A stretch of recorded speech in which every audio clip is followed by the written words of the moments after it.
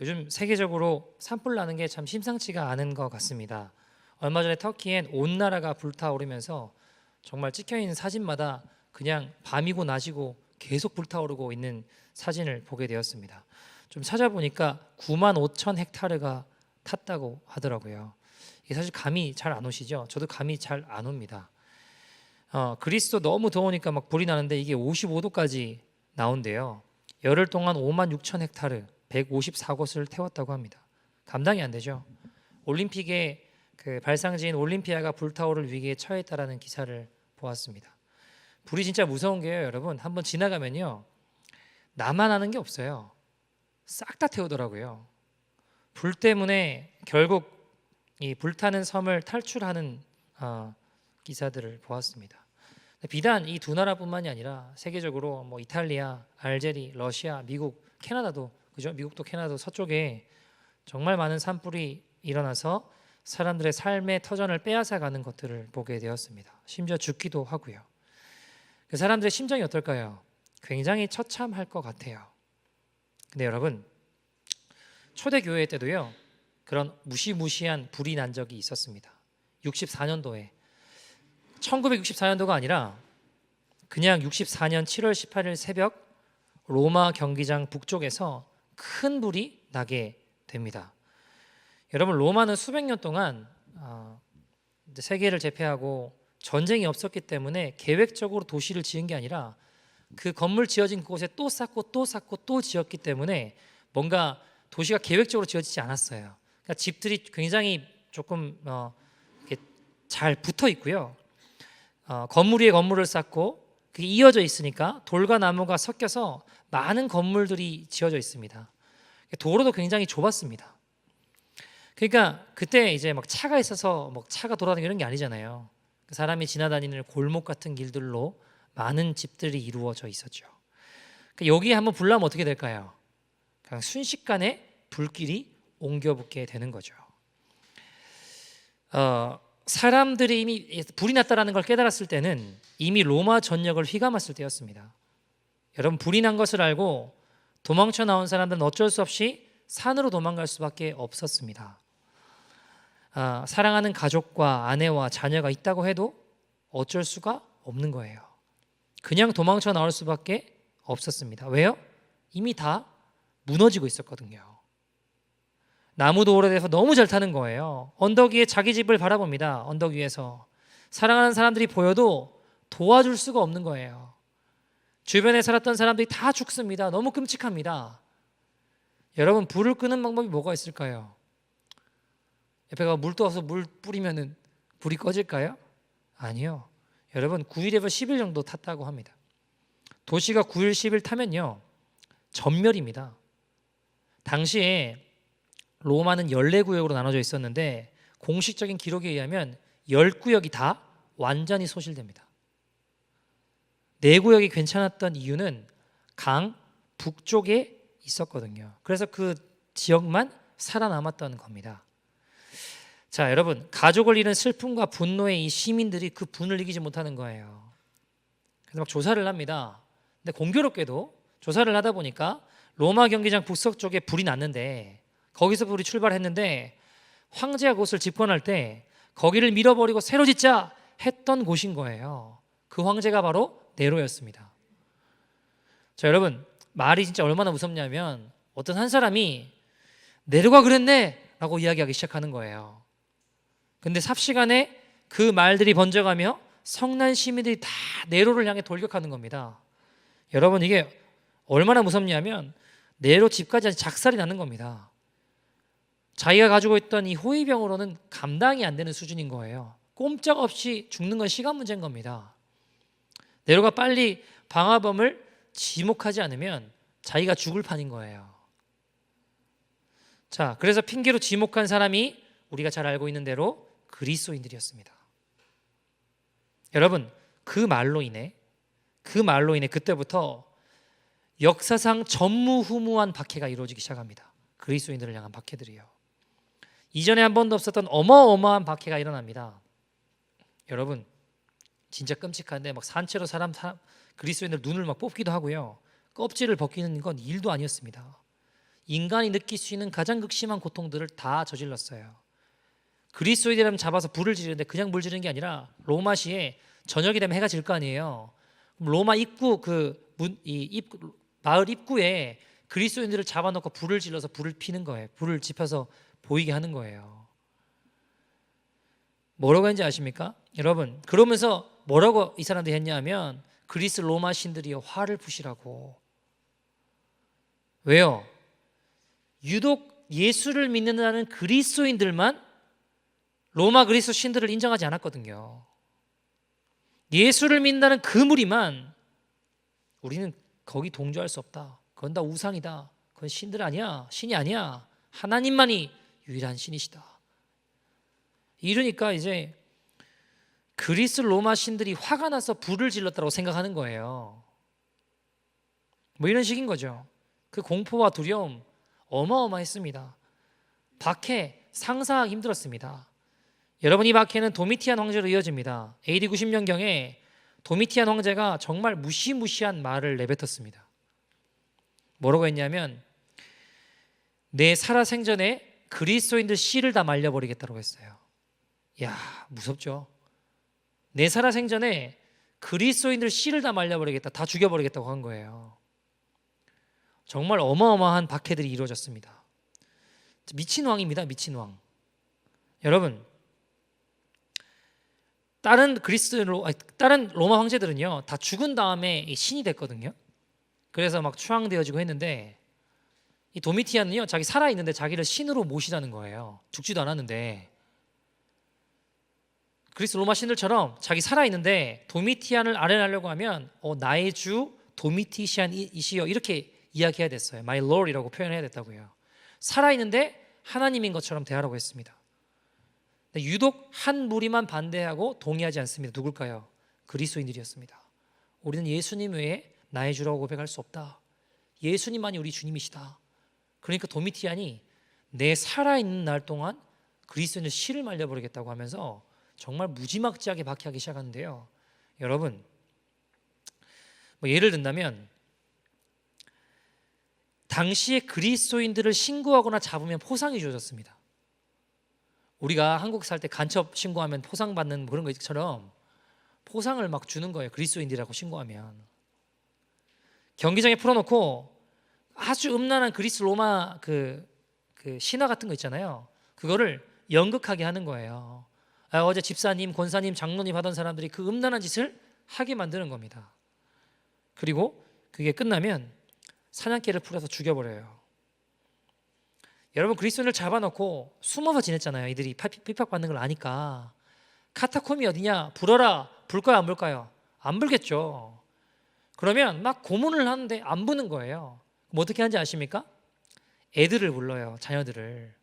극진히 잘 먹여요. 아유, 엄마 아빠가 여기서 고생하고 힘들게 있다. 잘 식사를 합니다. 그리고 돌아가 보내면서 아유, 얼마나 추운데 옷 좀 입고 가라고 하고 양털옷 같은 것들을 입혀보내요. 그리고 양털옷을 입고 내보낸 애들을 향해서 한 달을 굶주린 사냥개들을 풀어버립니다. 그리고 부모가 보는 그 앞에서 찢겨 죽는 걸 보게 해요. 그리고 물어보겠죠. 불어. 카타콤 어디냐? 불어. 그러다 안 불면요, 그 다음에는 부모를 부릅니다. 결국 어떻게 될까요? 불게 되는 거예요. 그러다가 그리스도인들이 숨어 있었죠. 여러분, 제가 예전에 터키에 가본 적이 있었는데, 단기성교로 간 적이 있었는데, 가파도키아라는 곳에 가면 데린쿠유라는 데가 있어요. 지하 동굴입니다. 카타콤이에요. 근데 그게 보니까 지하 20층이에요. 그러니까 잘못 들어갔다가 하면 길 잃어요. 그냥 죽는 거예요. 잘못 들어갔다가. 그 길을 파악하지 못하면 들어갔다가 죽을 수 있는 곳이죠. 제가 알기로 제 기억에 지금은 지하 4층인가 5층까지만 개방을 일부만 딱 해놨거든요. 들어갔다 나올 수 있는 곳들 정도만, 찾아 나올 수 있는 정도만. 여러분, 거기서 숨어서 지냈어요. 같이 갔던 선교사님이 그런 얘기 하시더라고요. 여기서 빛을 보지 못해서 눈이 태야돼 죽은 사람도 있고 등이 굽어 죽은 사람들도 있다고 하더라고요. 그렇게 비참하게 살았습니다. 여러분, 이 정도 상황 되면 어떨까요? 완전히 절망 아닌가요? 어떻게 감당하겠어요? 여러분, 예수 믿기 때문에 돈 돈, 직장, 명예, 명성 만약에 다 빼앗기고 아니 나아가 목숨까지 잃어야 된다라고 한다면 어떨 것 같으십니까? 수많은 사람들이 배교했습니다. 나 나사렛 촌동네에서 난 예수라는 사람 몰라 이러고 배신하고 외면하기 시작하는 거예요. 나 예수 몰라 하며 수많은 사람들이 믿음에서 떠났습니다. 여러분, 이런 날들이 우리에게도 다가올까요? 안 다가올까요? 다가옵니다, 여러분.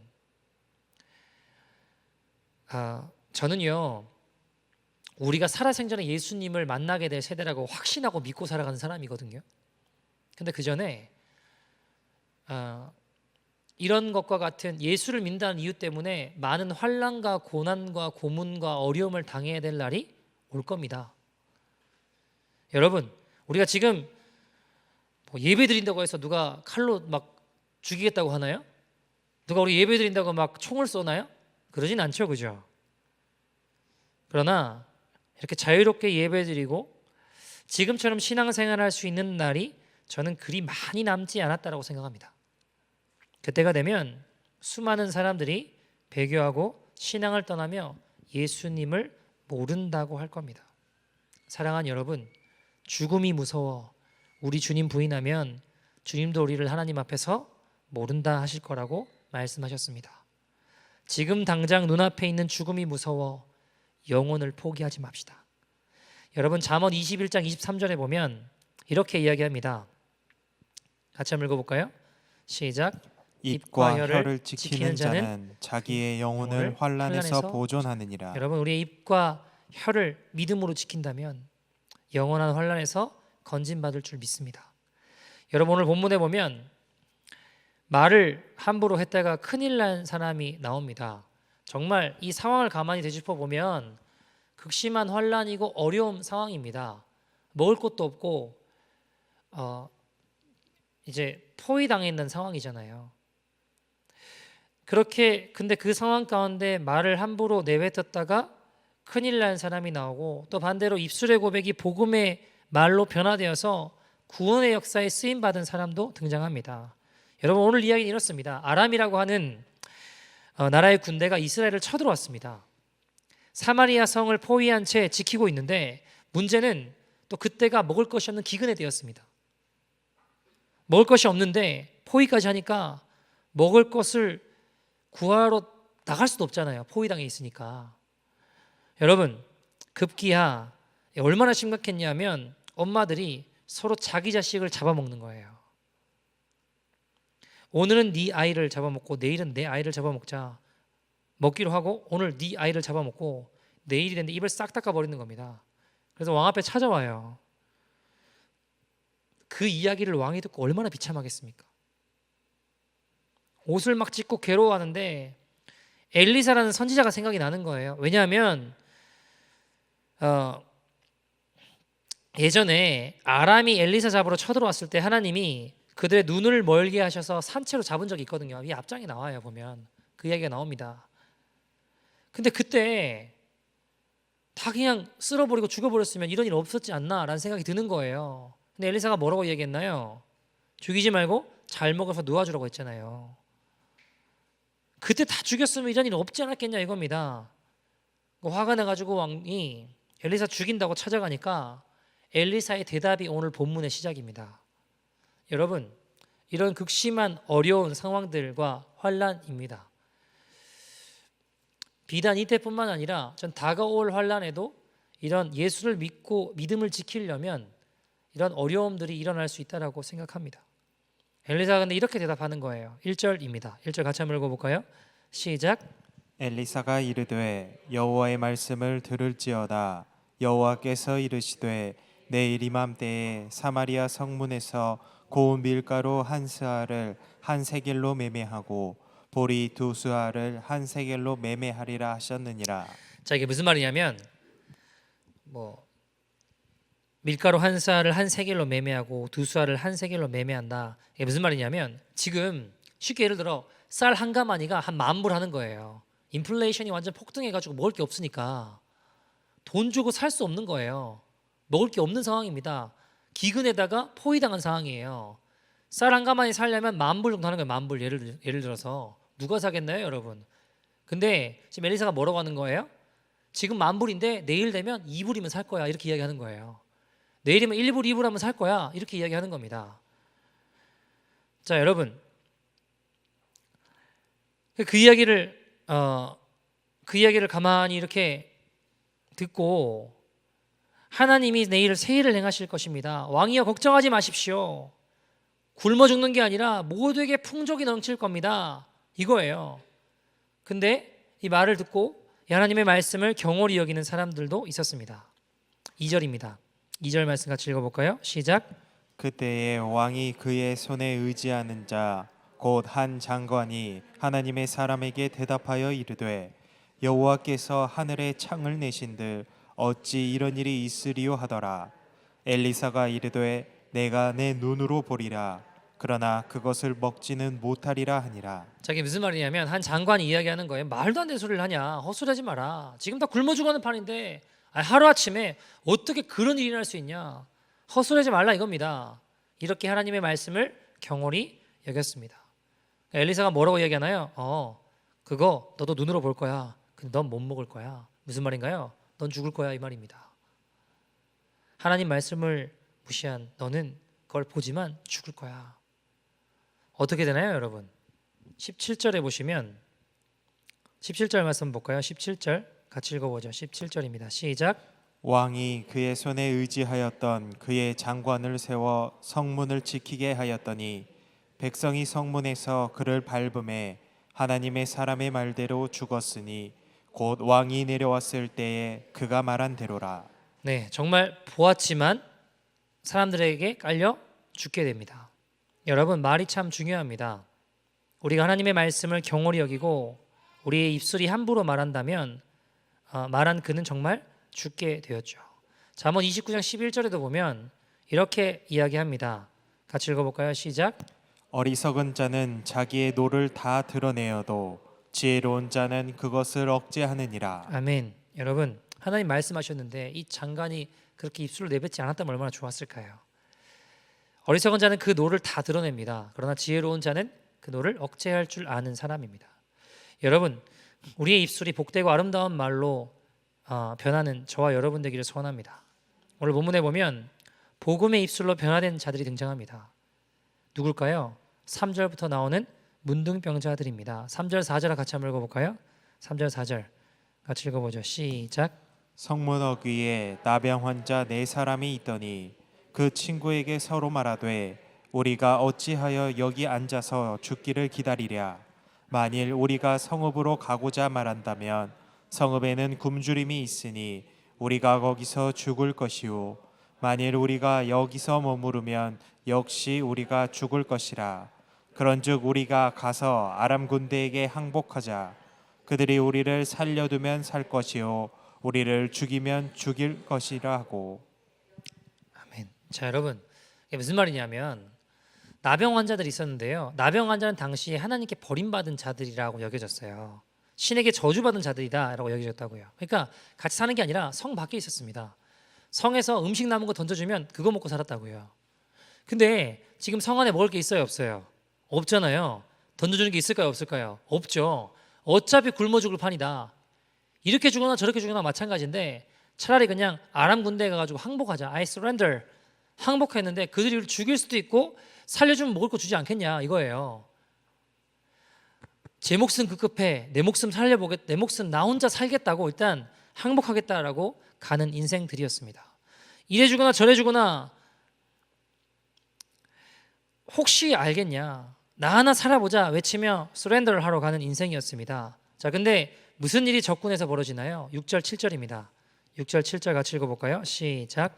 이는 주께서 아람 군대로 병거 소리와 말 소리와 큰 군대의 소리를 듣게 하셨으므로 아람 사람이 서로 말하기를 이스라엘 왕이 우리를 치려하여 햇사람의 왕들과 애굽 왕들에게 값을 주고 그들을 우리에게 오게 하셨다 하고 해질 무렵에 일어나서 도망하되 그 장막과 말과 나귀를 버리고 진영을 그대로 두고 목숨을 위하여 도망하였음이라. 자, 어떤 일이 벌어진 건가요? 하나님이 아람 군대에게 큰 군대의 소리를 듣게 하셔서 이 친구들이 다 어떻게 한 거예요? 다 도망간 겁니다. 모든 뭐 먹을 거, 입을 거, 전리품 다 두고 혼비백산이 다 도망간 거예요. 그래서 이 나병 환자들이, 문둥병자들이, 라프라스들이 도착했을 때는 누가 있어요, 없어요? 아무도 없는 겁니다. 그러니까 잘됐다 싶어서 흥청만큼 먹고 마십니다.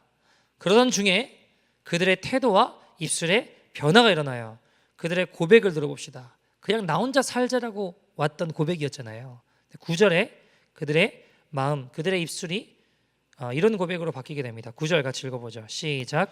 나병 환자들이 그 친구에게 서로 말하되 우리가 이렇게 해서는 아니 되겠도다. 오늘은 아름다운 소식이 있는 날이거늘 우리가 침묵하고 있도다. 만일 밝은 아침까지 기다리면 벌이 우리에게 미칠지니 이제 떠나 왕궁에 가서 알리자 하고. 아멘. 자, 무슨 말인가요? 우리가 이렇게 있으면 안 된다. 이 구원의 소식을 내 민족과 내 백성들은 모르고 있지 않냐. 그들이 비록 우리를 성 밖으로 내쫓았고 우린 버려진 인생처럼 여길지 모르지만 이걸 우리만 알고 우리만 먹고 저들이 굶어 죽도록 내버려 두는 건 하나님 우리를 벌하실 거다. 이렇게 있으면 안 된다. 지금 굶어 죽어가고 있는데 이 아름다운 소식이 있는 날이거늘 내가 빨리 가서 백성들에게 알려야겠다. 백성들을 살려야겠다. 그들의 고백의 변화입니다. 처음에 갈 때는 어땠나요? 내 배만 채우자는 말에서 이제는 민족을 살리자는 말로 바뀌는 겁니다. 내 고집대로 외치던 고백이 이제는 주님이 기뻐하시는 고백으로 바뀌는 거예요. 그들의 마음과 입술에 변화가 일어났습니다. 여러분, 그들의 가치관이 바뀌니까 말이 바뀌는 거예요. 나를 위한 인생에서 죽어가는 자들을 위한 인생으로 바뀌었습니다. 모두가 포기한 사람 취급도 받지 못한 문둥이 인생에서 온 백성을 구원하는 생명의 도구로 바뀐 것입니다. 여러분, 그들의 고백을 보면서 우리가 예수 믿으면 가장 먼저 바뀌는 것 중에 하나가 우리 입술의 고백입니다. 제가 예수 믿고 달라진 것 중에 하나가 바로 비난과 판단이 사라지게 되더라고요. 점점 없어지고 예수님 눈으로 자꾸 보려고 하게 되더라고요. 예수 믿기 전에는요, 한 문장이 욕이 없으면 완성이 안 됐는데 예수님 만나고 나니까 그러고 싶지가 않은 거예요. 욕하는 입술이 욕을 안 하고 기도하는 입술로 바뀌어가게 되는 겁니다. 여러분, 우리가 때론 말로 내뱉지 않는다고 하더라도 마음으로 얼마나 많은 판단을 하나요? 저는 세상에 두 종류의 죄인밖에 없다라고 생각합니다. 드러난 죄인과 드러나지 않은 죄인. 다르게 표현하면 들킨 죄인과 들키지 않은 죄인밖에 없다라고 생각해요. 마음으로 저 사람은 저래, 이 사람은 이래, 자동적으로 오토매틱클리 나오는 판단들, 주님 앞에 어떻게 다뤄지겠습니까? 여러분, 내가 정말 죽일 죄인이고 나같이 더럽고 추악한 죄인을 주님의 십자가의 은혜로 구원하신 그 놀라운 사랑, 나 같은 자도 주님은 그 사랑의 눈으로 존귀한 자다라고 여겨주셨습니다. 예수님 짤이다라고 여겨주셨습니다. 그럼 동시에 저 원수 같은 놈도 또한 어떤 건가요? 존귀한 자인 거예요. 왜 저 사람을 내가 기도해야 됩니까? 여러분, 그 사람을 위해서도 주님께서 십자가에서 죽으셨기 때문입니다. 주님 핏값 주고 사셨기 때문입니다. 여러분, 주님이 그렇게 말씀하셨죠. 원수를 사랑하고 너희를 핍박하는 자를 위해 같이 핍박하러 가셨나요? 기도하라라고 하셨습니다. 그죠? 너희를 핍박하는 자를 위해 기도하라 라고 하셨습니다. 여러분, 우리가 축복하는 거 쉽지 않죠. 때로는 상황에 함몰되어 내가 어떻게 할 수 없는 것 같습니다. 그러나 여러분, 우리가 잊지 말아야 될 것은 내가 해결 못하면요, 주님이 해결하세요. 그분이 내 아버지십니다. 우리가 상황을 바라보지 말고 주의 말씀을 신뢰하고 주의 말씀을 바라보는 저와 여러분 되기를 소원합니다. 여러분, 제가 여러 번 말씀드렸지만 다윗도 자기가 해결이 안 되면요, 그냥 주님께 토스했어요. 다 토스. 그러면 주님이 나서시고 일하셨거든요. 아들이 반란을 일으켜서 도망갈 때도 시므이라고 하는 사람이 막 흙먼지를 내면 욕하잖아요. 비루한 자 욕하잖아요. 다윗 부하들이 딱 뭐라고 하나요? 저놈 목을 베어 오리이까. 다윗이 뭐라고 해요? 배와 건방지게 어떻게 그러나요? 그러지 않아요. 놔둬라. 뭐라고 하나요? 여러분, 주님께서 혹시 나의 원통함을 들으시고 그가 하는 저주 때문에 여호와께서 선으로 내게 갚아주실 것이다. 내 상황을 열어주실지 누가 알겠냐. 여러분, 다윗은 자신을 저주하는 사람 앞에서도 주님의 음성을 끌어낼 수 있는 사람이었습니다. 화가 나고 저주하고 죽여버릴 수 있는 그 상황에서도 주님을 바라보고 주님의 음성을 끌어내는 거예요.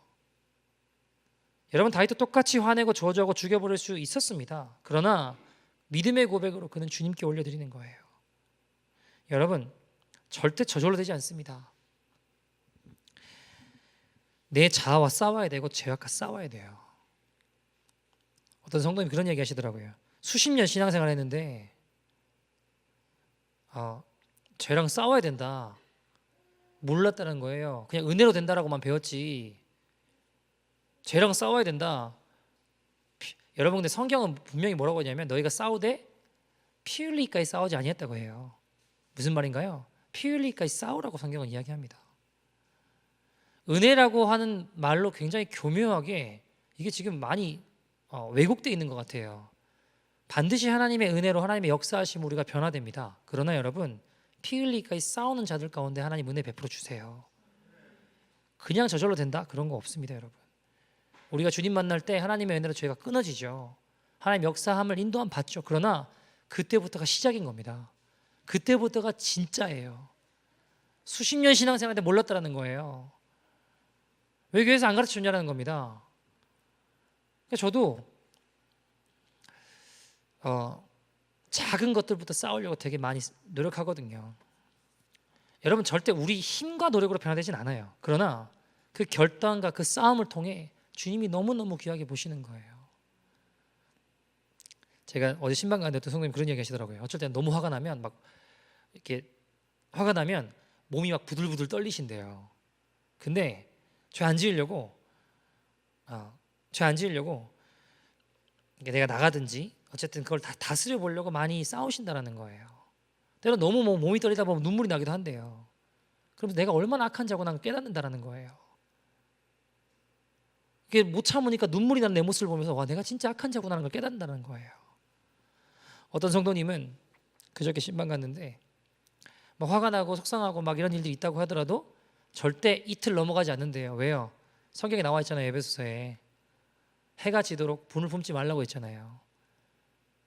그 다음 날로 이 분을 가지고 내가 살진 않겠다라고 결단하는 거예요. 쉽지 않죠. 그러나 또 믿음으로 선한 싸움을 싸우는 겁니다. 하나님 기뻐하시는 입술에 고백을 올려드리려고 의지적으로 싸우고 뭐를 나를 치는 거예요. 바울은 뭐라고 고백하나요? 나는 날마다 죽노라. 날마다 죽노라.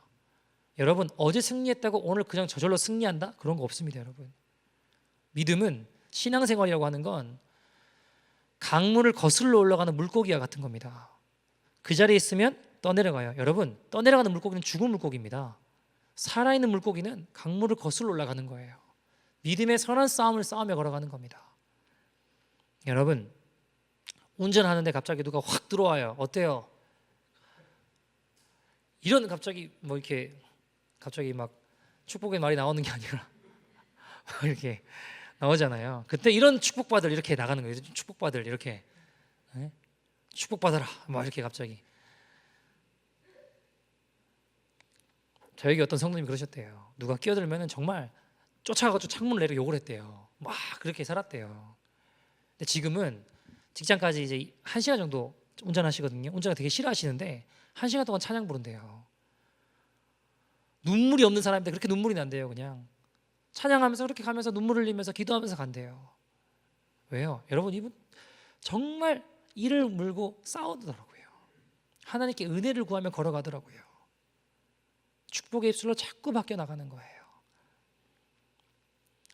사랑하는 여러분, 우리가 축복했는데 그들이 받지 않을 수 있습니다. 거절할 수 있습니다. 나는 나름대로 순종한다고 하는데 내가 마음으로 미워했구나, 용서를 구해야지 했는데 내가 원하는 답이 들어오지 않을 수도 있어요. 여러분, 근데 여러분 걱정하실 필요가 없는 게요, 안 받아들이면 그에게 임할 축복이 나에게 와요. 더 좋은 거예요. 여러분, 제 이야기가 아니라 성경이 그렇게 이야기를 해요. 마태복음 10장 11절에서 13절 보시겠습니까? 마태복음 10장 11절에서 13절 같이 한번 읽어볼까요? 마태복음 10장 11절에서 13절입니다. 같이 읽어보죠. 시작. 어떤 성이나 마을에 들어가든지 그 중에 합당한 자를 찾아내어 너희가 떠나기까지 거기서 머물라. 또 그 집에 들어가면서 평안하기를 빌라. 그 집이 이에 합당하면 너희 빈 평안이 거기 임할 것이요 만일 합당하지 아니하면 그 평안이 너희에게 돌아올 것이니라. 아멘. 자, 그 집에 전도를 하러 갔어요. 평안을 빌어요. 축복을 빌어요. 하나님 예수님을 전해요. 근데 뭐라고 이야기해요? 그 집에 합당하지 않으면 그 빈 평안이 누구한테 온대요? 우리한테 온대요. 합당하지 아니하면. 그 빈 평안이 합당하면 거기 임할 거래요. 그들이 받아들여서 우리가 원하는 리스폰스가 올 수도 있겠죠. 그러면 그들에게 또 은혜인 거고, 거절한다고 해도 여러분 전도할 때 거절 참 많이 당하거든요. 어떤 사람은 화내고 가요. 지난주에 뭐라고 하지 백업 그러고 소리 지르고 가더라고요. 보니까 어떤 성도님한테. 저는 저분 하늘에 상급 쌓았다 막 부러웠는데, 어쨌든 이렇게 보면 거절당하면요, 우리 거절당하는 거 두려워할 필요가 없는 게, 그러면 그 평안이 우리에게 와요. 그 은혜가, 그 축복이 우리에게 온다고요. 그러니까 거절당하는 거 그렇게 두려워할 필요 없어요. 내가 원하는 리스폰스 안 일어난다고 그렇게 우리 속상해하지 않아도 괜찮아요. 왜요? 그 은혜들이, 그 사람에게 이 은혜가 나에게 오는 거예요. 사랑하는 여러분, 그러니까 전도를 하고 축복을 하고 기도를 하면 그들이 이것을 받든 안 받든 다 좋은 겁니다. 우리가 때로는 속상하고 힘들지만 막 욕이 나오려고 할 때 이 축복받을 이렇게 하잖아요. 우리 입술이 비난하고 판단하고 정죄하는 입술에서 축복하고 사랑하고 섬기는 언어들이 가득한 입술 되기를 소원합니다. 한번 따라해 주십시오. 비난의 입술이 아니라 기도하는 입술이 되게 하소서. 여러분, 주님 모실 길을 기도로 준비하며 예비하는 입술 되기를 소원합니다. 깨어 기도합시다. 우리가 주님 언제 오실지 알 수 없어요. 그러나 우리는 살아서 주님을 맞이할 시대를 살아가고 있습니다. 세상이 아무리 분주하고 복잡하고 타락해도 주님을 따르는 거룩한 신부들은 등불 들고 깨어 기도하며 신랑이신 예수님을 기다려야 합니다. 여러분, 우리 입술이 판단과 비난과 정죄에서 기도하는 입술로 바뀔 때에 이 땅이 변화될 것입니다. 우리 가정이 변화되고 이 땅에 하나님의 나라가 세워질 것입니다. 여러분, 예수 믿는다는 건요, 그저 내 삶이 좀 업그레이드 되고 내가 좀 축복받고 좀 더 나은 환경과 상황을 내가 움켜쥐자는 게 아니에요. 우리의 가치관이 변화돼서 내 입술이 정말 주님 기뻐하시는 입술의 고백으로 바뀌어갑니다. 고백을 드리는 입술로 바뀌는 거예요. 사랑하는 여러분, 주님의 말씀은 반드시 이루어집니다. 여러분, 죽음 같은 상황을 마음에 담지 말고 하나님의 말씀을 마음에 담고 선포하십시오. 주님이 일하십니다. 결국 여러분, 엘리사가 말한 그대로 하나님 말씀은 다 이루어졌어요. 오늘 본문에 보면 여러분, 초대 교인들 극심한 박해와 어려운 가운데 있었습니다. 근데 주님이 그들에게 요구하셨던 게 뭔지 아십니까? 요한계시록 19장 5절에 보시면 주님 이렇게 이야기하세요. 나는 지금 도미티안의 박해로 말미암아, 네로의 박해로 말미암아 지금 언제 죽을지 살지도 모르는데, 주님 뭐라고 하시냐면 이렇게 말씀하세요. 보좌에서 음성이 나서, 같이 읽어볼까요? 시작. 보좌에서 음성이 나서 이르시되 하나님의 종들 곧 그를 경외하는 너희들아, 작은 자나 큰 자나 다 우리 하나님께 찬송하라 하더라. 자, 보세요. 작은 자나 큰 자나 다 우리 하나님께 뭐라고 말씀하시나요? 하나님께 찬송을 하는 거 하시는 거예요. 여러분, 찬송하라. 지금 박해 가운데 있는데, 지금 어려운 가운데 있는데 잡히면 죽어요. 하나님 좀 이상하신 거 아니에요? 차라리 그냥 읍조리를지어다, 이건 좀 make sense, 상식적이잖아요. 찬송하다가 잡히면 어떻게 돼요? 그냥 이거는 잡혀가서 죽는 거잖아요. 근데 이게 하나님의 명령입니다. 찬양하라. 근데 우리는 어때요? 하나님, 내가 지금 찬양할 상황이 아니에요. 내가 지금 찬양할 기분이 아니에요. 여러분, 찬양할 상황이, 느낌이 아니라고 할지라도 이렇게 말하지 마시고 하나님 미쳤습니까? 이렇게 말하지 마시고 그게 아니라 지금 여러분 6절에 보면 6절 같이 읽어볼까요? 6절 같이 읽어보죠. 시작. 또 내가 들으니 허다한 무리의 음성과도 같고 맑은 물소리와도 같고 큰 우레소리와도 같은 소리로 이르되 할렐루야 주 우리 하나님 곧 전능하신 이가 통치하시도다. 아멘. 할렐루야. 우리 주 하나님 곧 전능하신 이가 어떻게 하신대요? 통치하시도다. 여러분 지금 어떤 상황인가요? 극심한 박해고 어려움입니다. 근데 이때가 여러분 하나님 통치가 느껴질 때인가요? 하나님 지금 내가 이해되지 않아도 이런 상황에서도 하나님은 찬양받기에 합당하신 분이십니다. 여러분 어떤 상황 가운데 어떤 어려움 가운데 있는지 전 잘 모르겠습니다. 그러나 그 상황에서도 하나님은 찬양과 영광을 받으시기에 합당하신 분이십니다. 여러분 누가 이런 고백을 좀 드려보시겠습니까? 다가올 환난 때에 하나님 그러나 그럼에도 불구하고 주님 찬양 받으시기에 합당하신 분이십니다. 주님께 찬양의 고백을 올려드리겠습니다. 하나님 내가 지금 찬양 드릴 기분 아닙니다. 찬양 드릴 상황이 아닙니다. 그러나 내가 하나님을 예배하겠습니다. 그러나 내가 하나님을 찬양하겠습니다. 각 방언과 허다한 무리가 하나님 앞에 나올 것입니다. 내 하나님은 지금도 살아있다. 내 주 예수 그리스도가 지금도 살아계신다. 이 믿음의 고백으로 나아가는 저와 여러분 되기를 소원합니다. 여러분 지금 우리가 어려움 가운데 믿음의 고백, 복음의 입술이 되지 못하는 이유가 뭘까요? 하나님이 보이지 않아서 그래요. 왜 안 될까요? 지금 내가 겪고 있는 문제만 보여서 상황과 여건들만 보이니까 하나님이 보이지 않기 때문입니다. 여러분 1936년도에 세계 탁구 선수권 대회가 있었습니다. 그때 루이스 폭스라는 사람이 굉장히 유력한 금메달 우승 후보였어요. 결승전이었습니다. 이제 거의 금메달입니다. 많은 점수차로 이기고 있었습니다. 자, 후반에 경기를 시작하는데 갑자기 내 앞에 파리 한 마리가 나타나는 거예요. 집중력이 자꾸 흐려지게 되는 겁니다. 왜요? 파리가 자꾸 따라다니니까 서브도 하고 자꾸 이제 공보고 해야 되는데 시합을 싸우고 해야 되는데 파리가 자꾸 내 정신을 혼미케 하는 거죠. 그래서 그걸 쫓아내느라고 갑자기 막 탁구채를 막 휘두르기도 하고 막 때리기도 하고 사람들이 막 웃는 거예요. 그걸 보고. 여러분 웃음이 커지면 커질수록 더 파리는 루이스 주위를 열심히 도는 거예요. 결국 서브를 이상하게 넣기 시작하고 상대편으로 공이 넘어가게 됩니다. 잘 이기고 있었는데 결과가 어떻게 됐을까요? 결국 역전패를 당하게 돼요. 졸지에 어떻게 된 거예요? 파리 한 마리 때문에 다 따놓은 금메달을 놓치게 된 거죠. 경기 후에 코치한테 이렇게 이야기했어요. 오늘 파리 한 마리 때문에 망했다고. 근데 코치가 이렇게 이야기합니다.